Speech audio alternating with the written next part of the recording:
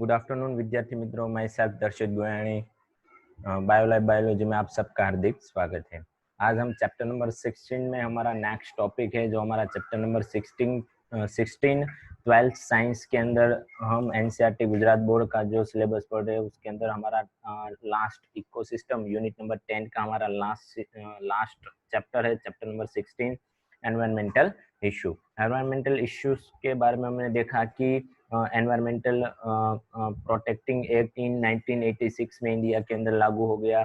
उसके बाद किस तरह से एयर का पोल्यूशन होता है, सॉइल का होता है, एंड देन आफ्टर लैंड का पोल्यूशन होता है। तो उन सब के बारे में डिस्कस करने वाले हैं। तो उसके बारे में हमने first of air pollution and it's control, air pollution किस तरह से होता है, कौन कौन रिस्पॉन्सिबल है एयर पोल्यूशन के लिए, और साथ साथ में एयर पोल्यूशन कंट्रोलिंग की जो मेथड है उसके बारे में चैप्टर नंबर 16 के अंदर देखा है। किस तरह से जो पानी है पॉल्यूटेड होता है, किस तरह से इंडस्ट्रियल वेस्ट है वो पानी के अंदर मिक्स होने की वजह से किस तरह से जो पानी है रिवर का जो पानी है वो वेस्ट होता है। उसके बाद किस तरह से हाईली फर्टाइल जो हाइब्रिड दवाई आती है, सब बायो रेमिडेशन उसको बोला जाता है कि bio remediation, highly bio remediation use करने की वजह से फार्मिंग में उसकी वजह से सॉइल का भी पॉल्यूशन बढ़ जाता है। उसके अंदर हमने हमारा फर्स्ट टॉपिक देखा था, उसके अंदर एयर पॉल्यूशन और उसकी कंट्रोल मेथड, उसके बारे में हम उसके बाद हम एयर पॉल्यूशन में एक मेजर हमारा अगला टॉपिक है कि कंट्रोलिंग व्हीकल एयर पॉल्यूशन। किस तरह से एक एयर पॉल्यूशन होने के जो रिस्पॉन्सिबल जो फैक्टर्स थे, जो एयर पोल्यूशन होने के लिए जो रिस्पॉन्सिबल जो पॉल्यूटेंट्स थे उसके अंदर एक व्हीकल थी, इंडस्ट्रियल वेस्ट था, देन आफ्टर इंडस्ट्री के जो धूप थे, मतलब जो धुएं थे वो सब। उसके बाद बहुत सारे अदर फैक्टर्स लाइक नॉइज भी, वॉइस पोल्यूशन में नॉइज जो नॉइस है, जो आवाज है, आवाज भी एयर पोल्यूशन का एक पार्ट था, ऐसा हमने देख लिया है। ये 3 मेजर उसके पोल्यूटेंट देखे। उसके अंदर हमें एक दिल्ली के अंदर एक केस हुआ था, एक केस के बारे में हमें स्टडी करनी है, हमारी बुक्स के अंदर वो दिया गया है। उसके अंदर ऐसा लिखा है कि कंट्रोलिंग व्हीकल एयर पोल्यूशन, जो व्हीकल एयर पोल्यूशन है वो दिल्ली में सबसे ज्यादा हो रहा था, क्योंकि वहां पे सबसे ज्यादा इंडिया के अंदर दिल्ली के पास सबसे ज्यादा व्हीकल है, मोटर्स है, बाइसिकल है, एक्सेट्रा है। तो इसकी वजह से वहां पे पॉल्यूशन हाईली हुआ था। तो इसकी वजह से उसको कंट्रोल करने के लिए क्या क्या उसके जो अप्लाइड क्या क्या किस तरह की एप्लीकेशन यूज हुई एयर पोल्यूशन को कंट्रोल होने के लिए, वो हम हमारे चैप्टर्स के अंदर देखने वाले हैं। तो हमारा टॉपिक है आज का next topic, controlling vehicle air pollution in case study of Delhi, Gujarat and then after West Bengal. Gujarat and West Bengal है, और गुजरात और वेस्ट बंगाल की कंपैरिजन में दिल्ली में जो कार है, मतलब गुजरात और वेस्ट बंगाल की जितनी व्हीकल है, टोटल व्हीकल है, उतनी सिर्फ और सिर्फ दिल्ली में कार है, इतनी व्हीकल सिर्फ अकेले दिल्ली के पास है। तो ये मेजर हमारा पहला पॉइंट, फर्स्ट पॉइंट था हमारे टॉपिक के अंदर कि भाई गुजरात और वेस्ट बंगाल के पास जितनी व्हीकल है उस टोटल व्हीकल है उतनी ही व्हीकल ओनली अकेले दिल्ली के पास है। तो इसकी वजह से आप समझ सकते हैं कि व्हीकल का पोल्यूशन कितना हाई होगा। मतलब गुजरात और वेस्ट बंगाल का जो आप पोल्यूशन, जो व्हीकल पोल्यूशन इकट्ठा करे, उतना सिर्फ अकेले दिल्ली का था। इसकी वजह से ये वेरी डिफिकल्ट प्रॉब्लम थी कि एयर पॉल्यूशन हमें व्हीकुलर जो एयर पॉल्यूशन हो रहा है उसको हमें सॉल्व करना पड़ेगा। Then after world 41 most pollutant cities, उसमें से 4th नंबर में दिल्ली आता है। वर्ल्ड में 41 ऐसे सिटीज है जो हाईली पॉल्यूटेड है, वहां पे पॉल्यूशन ज्यादा है। तो उसका पॉल्यूशन ज्यादा होने की वजह, और वहां पे पॉल्यूशन ज्यादा है, उसमें से दिल्ली का जो नंबर है वो 4th नंबर पे आता है वर्ल्ड में। हमें ये भी याद रखना है। उसके बाद air pollution problem in Delhi become so serious that a public interest litigation PIL public interest litigation PIL was a find in the Supreme Court of India। उसने हमारी जो पब्लिक इंटरेस्ट लिटिगेशन नाम की एक मेजर प्रोग्रामिंग थी एक institute था।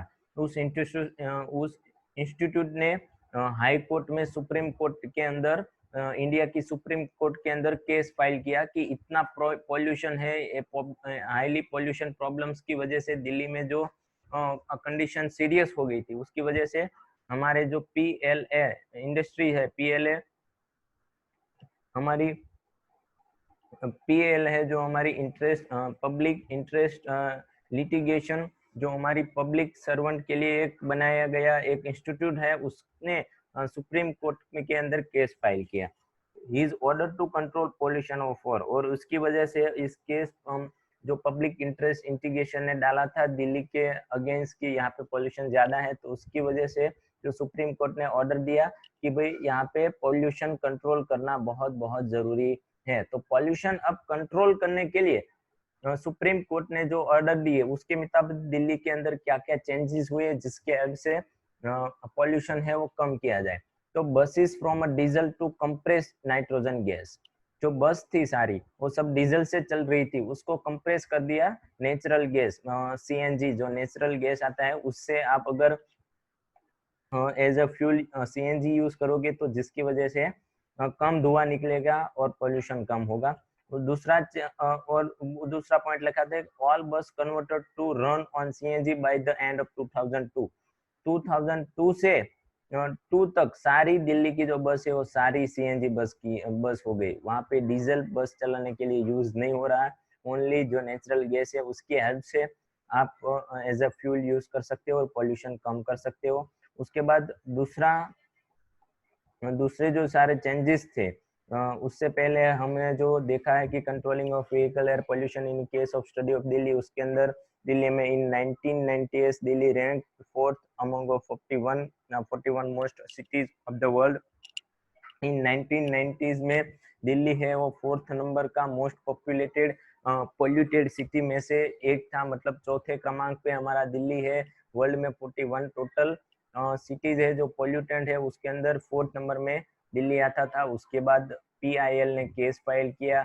उसके बाद टोटल व्हीकल है उसके अंदर डीजल की वजह से नेचुरल गैस यूज करने की ऑर्डर दिए गए। उसके बाद आप कह सकते हैं एक आपको क्वेश्चन हो सकता है कि सर टोटल हमने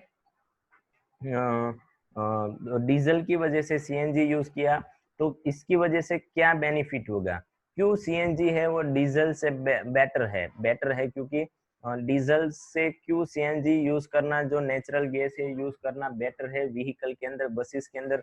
तो उसका आंसर हम यहाँ पे देने वाले हैं कि answer is that CNG burn most efficiently unlike a petrol और डीजल। फर्स्ट तो ये है कि पेट्रोल और डीजल की कंपैरिजन में जो सीएनजी है वो ज्यादा जलता है, ज्यादा चलता है और ज्यादा एफिशिएंसी होती है उसकी, बर्न्स होने की जो एफिशिएंसी है वो सबसे ज्यादा है। दूसरा पॉइंट था इन automobiles and very little of left unburned in automobile and a very little of its left unburnt। Okay, automobiles के अंदर बहुत कम जो हमारी सीएनजी थी वो यूज हो रही थी, मतलब हमारा जो फ्यूल था वो कम फ्यूल में हमारी जो व्हीकल थी वो ज्यादा चलती थी। उसके बाद moreover CNG is cheaper than a petrol और डीजल। जो सीएनजी है वो जैसे पेट्रोल और डीजल बाइक में से रिमूव हो जाता है, मतलब उसकी रोबरी हो जाती है। उसके बाद डीजल भी आप रिमूव कर सकते हो, उसकी रोबरी हो सकती है। लेकिन यहाँ पे सीएनजी में ऐसी प्रॉब्लम क्रिएट नहीं हो रही थी। अगर आपकी व्हीकल में सीएनजी से चल रही तो आपका सीएनजी कोई भी रोबरी नहीं कर सकता, चैपियर नहीं कर सकता। उसके बाद सीएनजी के साथ कुछ भी आप मिक्स नहीं कर सकते, कोई भी, जैसे कि पेट्रोल के साथ पानी मिला देते थे, डीजल के साथ अदर कोई फ्यूल था वो मिक्स करके दे देते था। तो यहाँ पे ये प्रॉब्लम थी जो सीएनजी के अंदर, सीएनजी के अंदर कोई भी आप इजीली कोई भी सब्सटेंस है वो मिक्स नहीं कर सकते, can not be siphoned, मतलब मिक्स करना off by thieves and adulterate like a petrol और डीजल। आप पेट्रोल और डीजल में जैसे कुछ ना कुछ चीजें कुछ ना कुछ दूसरा फ्यूल मिक्स करके आप यूज करते थे, उसकी वजह से सबसे ज्यादा धुआं निकलता था। तो यहाँ पे सीएनजी में ऐसा पॉसिबल नहीं था। और दूसरा एक प्रॉब्लम्स था कि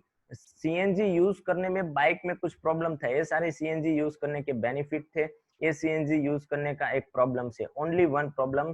switching over to CNG is the difficulty of laying down the pipeline to deliver CNG through the distribution point pumps and ensuring uninterrupted supply। आपको ये बता दूं कि सीएनजी है उसको आप सप्लाई करना है। अगर आपको पॉइंट्स जो डिस्ट्रीब्यूटर पॉइंट है, सीएनजी पंप है, वहां तक आपको सीएनजी पहुंचाना है, तो आपको फर्स्ट तो बहुत सारी सेफ्टी रखनी होगी। उसके बाद दूसरा पॉइंट है कि आपको, जैसे कि आप पेट्रोल और डीजल के जो टैंक मंगवाते थे डिस्ट्रीब्यूटर पॉइंट पे, यहाँ पे आप टैंक नहीं मंगवा सकते। यहाँ पे आपको स्पेशली जो यहाँ पे आपको स्पेशली जो एक पाइपलाइन लगानी पड़ेगी कि पाइपलाइन की हेल्प से आप डिस्ट्रीब्यूटर पॉइंट तक, मतलब अगर 1500-1600 किलोमीटर दूर हमारा प्लांट है सीएनजी प्रोडक्शन का, तो वहां से हमारा डिस्ट्रीब्यूटर पॉइंट तक हमें पाइपलाइन की हेल्प से सीएनजी को लाना पड़ेगा। तो ये भी थोड़ा डिफिकल्ट था, मतलब ये मेजर प्रॉब्लम था सीएनजी यूज करने में।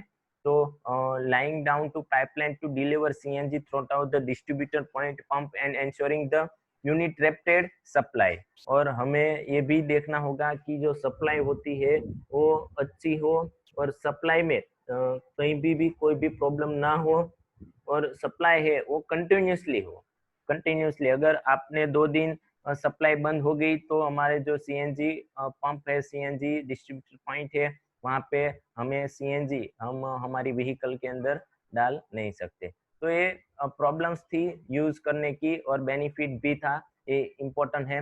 यहाँ पे लिखा है प्रॉब्लम्स और बेनिफिट इस पैराग्राफ के अंदर। देन आफ्टर, ये तो हमने देख लिया है। Then after new auto fuel policy, उसके बाद हमारे इंडिया के अंदर ये जो दिल्ली का केस हुआ, जो दिल्ली के अंदर ये जो हमारे पीआईएल पब्लिक इंटरेस्ट लिटिगेशन ने जो हाई कोर्ट के, सुप्रीम कोर्ट के अंदर जो केस फाइल किया, उसके हिसाब से इंडियन गवर्नमेंट ने न्यू ऑटो फ्यूल पॉलिसी बाहर निकाली। उसने न्यू ऑटो फ्यूल पॉलिसी, मतलब जो ऑटो व्हीकल्स है जिसके अंदर फ्यूल डालते हैं, तो फ्यूल है उसके डिपेंडिंग पॉलिसी निकालने में, उस पॉलिसी का नाम यूरो 3 था। यूरो 3 था, उस पॉलिसी का नाम यूरो 3 नाम की जो पॉलिसी थी वो बाहर आई। और इस पॉलिसी के depending sulphur and diesel 350 ppm parts पर मिलियन, पेट्रोल 150 ppm पार्ट्स पर मिलियन, सल्फर और डीजल है उसके अंदर 350 ppm जितना ही जो कंजर्वेशन है, मतलब डीजल के साथ आप सल्फर मिक्स कर देते हैं, तो वो उसका मिक्स करने का रेशियो था वो 315 ppm था। उसके बाद पेट्रोल के साथ अगर आपको कोई अदर फ्यूल मिक्स करना है, तो उसका रेशियो था 150 ppm। उसके बाद new fuel only 42% contain aromatic hydrocarbons. New fuel था जो यूरो 3 न्यू फ्यूल पॉलिसी के हिसाब से हमें ओनली 42% ही एरोमेटिक हाइड्रोकार्बन्स हमें फ्यूल के अंदर, पेट्रोल और डीजल के अंदर डालने, मतलब जो पेट्रोल की स्मेल आती है उसके लिए जो रिस्पॉन्सिबल केमिकल्स है, वो उसका लेवल हमें सिर्फ और सिर्फ 42% ही रखना है। उसके बाद फ्यूल के अंदर 15 ppm सल्फर लो, मतलब 35% less sulphur contain in fuel. और सल्फर का जो परसेंटेज के डिपेंडिंग हम बात करें, तो सल्फर 50 ppm से कम होना चाहिए, और परसेंटेज में बात करें तो 35%, जितना ही 35 मैक्सिमम, और उससे कम सल्फर हमें फ्यूल के अंदर कंटेन करना है। उससे ज्यादा हमें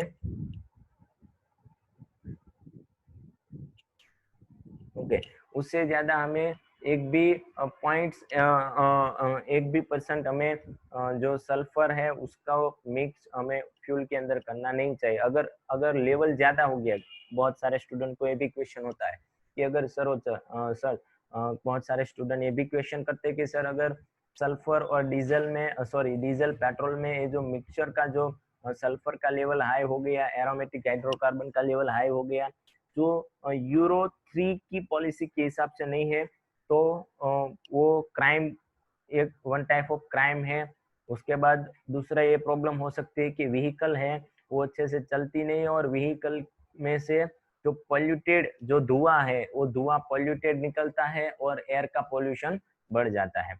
corresponding the fuel vehicle engine will be also need to be upgrade, and then after सिर्फ और सिर्फ फ्यूल की जो पॉलिसी है वो चेंज नहीं करनी, साथ साथ में जो इंजन है, जो व्हीकल के इंजन है वो कम से कम धुआं निकाले, कम से कम पॉल्यूशन क्रिएट करे, उसके डिपेंडिंग हमें हमारा जो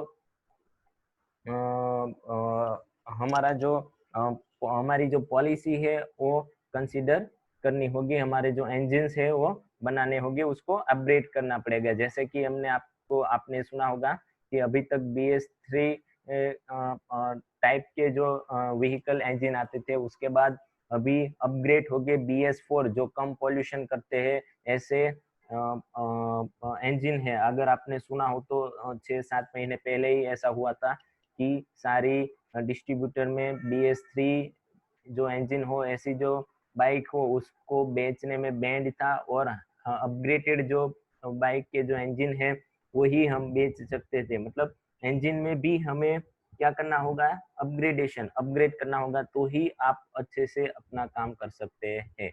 ये न्यू फ्यूल पॉलिसी है। उसके बाद एक मेजर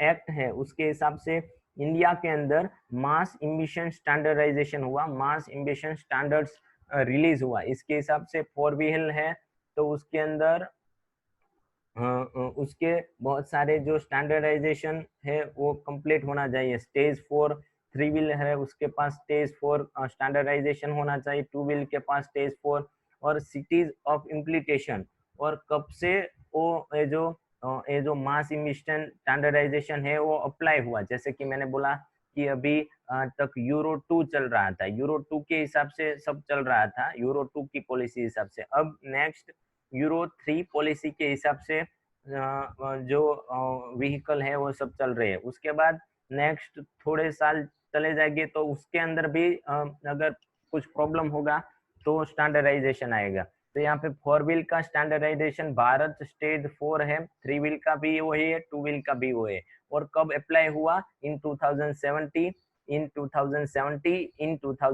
मतलब 2 साल पहले ही ये यूरो 2 है वो निकल के यूरो 3 अप्लाई हुआ है। और जैसे मैंने बताया कि इंजन्स थे बाइक के वो भी अपग्रेड हुए, हैं। और आप जो भी व्हीकल लेते हैं तो आपका रजिस्ट्रेशन 4 व्हील 3 व्हील और 2 व्हील का कंपलसरी होता है। उसके हिसाब से उसका जो स्टैंडर्डाइजेशन प्रोसेस है वो भी आपको पास आउट करनी पड़ेगी। तो मास इम्बिशन स्टैंडर्डाइजेशन क्वेश्चन में आए, अगर ये टेबल भी इम्पोर्टेंट है हमारे लिए, और बहुत सारी टेबल्स के अंदर ये टेबल्स दूसरा टेबल भी है, मतलब हमें न्यू बुक का जो टेबल है वो ही फॉलो करना है। बहुत सारी बुक्स के अंदर ये टेबल रॉन्ग है, सो आपको एक बार देख लेना है। तो mass emission standardization Bharat stage 2 which is equivalent to Euro 2 normals are no more applicable in any of the cities of India. Euro 2 निकल गया। Detail of the latest mass emission standardization India are to below। 2017 के अंदर euro 2 की जो policy थी वो निकल के यूरो 3 की पॉलिसी अप्लाई हुई। ये यहाँ पे टेबल में उसकी डिटेल दी है। Then after tax, thanks to the improved made the air quality of the Delhi high significantly improve according to the estimate, and substantial fall in the CO2 and H2O level has been found in Delhi between in 1997 and 2005। मतलब ये सब करने की वजह से जो दिल्ली में pollution, air pollution का जो प्रॉब्लम था वो बहुत ज्यादा सॉल्व हो गया। मतलब जो जितना हमने सोचा था उससे ज्यादा इम्प्रूवमेंट आया। CO2 और H2O का लेवल मेंटेन हुआ दिल्ली में। ये लास्ट 1997 से 2005 के बीच में ये सब हुआ था। तो ये बहुत अच्छी बात है। और ऐसे ही हम एयर पोल्यूशन कम करें। जैसे दिल्ली में एयर पोल्यूशन कंट्रोलिंग के लिए गवर्नमेंट ने जो रूल्स बनाए, ऐसे रूल्स ऑल इंडिया में होते हैं व्हीकुलर एयर पोल्यूशन कम करने के लिए। सो ये हमारा टॉपिक था, controlling vehicle air pollution, case study of Delhi. उसके बाद हमारा नेक्स्ट टॉपिक आता है water pollution and it's control. यहाँ पे एयर पोल्यूशन वाला पूरा टॉपिक कंप्लीट होता है। उसके बाद हमें नेक्स्ट टॉपिक पढ़ना है वाटर पोल्यूशन कैसे होता है और वाटर पोल्यूशन को कंट्रोल करने के लिए कौन कौन सी मेथड हमें यूज करनी चाहिए। तो हम हमारे अगले लेक्चर के अंदर डिस्कस करेंगे। तभी तक थैंक यू वेरी मच।